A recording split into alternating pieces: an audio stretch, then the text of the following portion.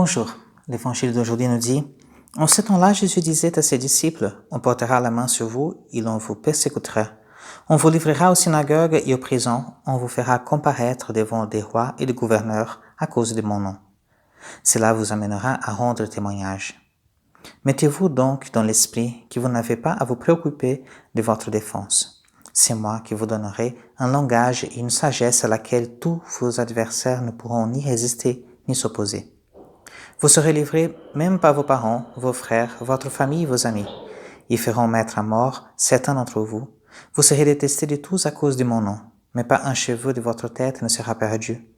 C'est par votre persévérance que vous garderez votre vie. » Cet évangile, c'est un texte un peu dur à lire, non? En fait, on va être tous condamnés même.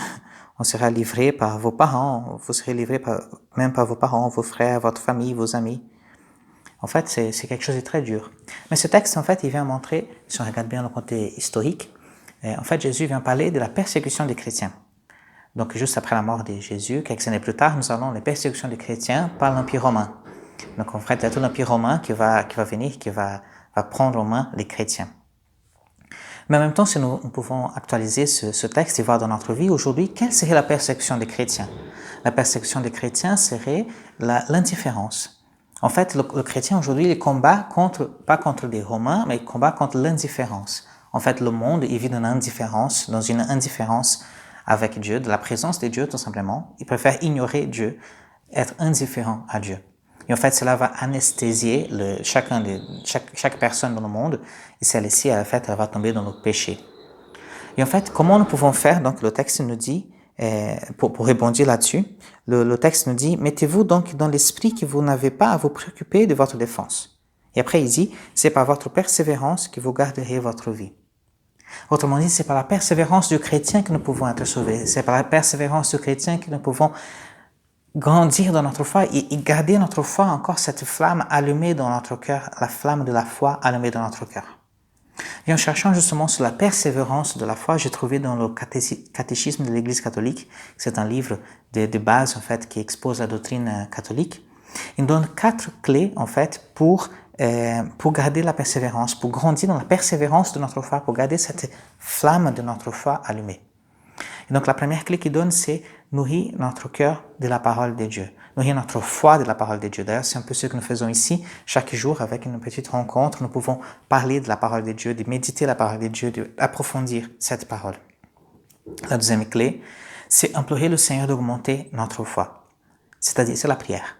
C'est de prier au Seigneur, Seigneur, aide-moi, augmente ma foi.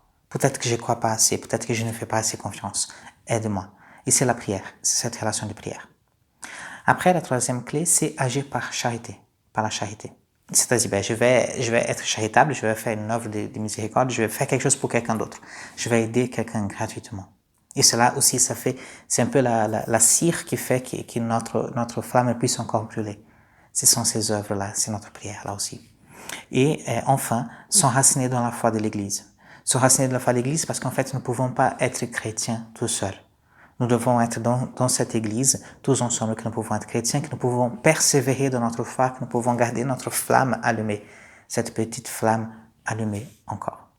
Donc je vous invite aujourd'hui peut-être à méditer sur ce sujet-là. Méditer peut-être sur ces 4 clés en fait.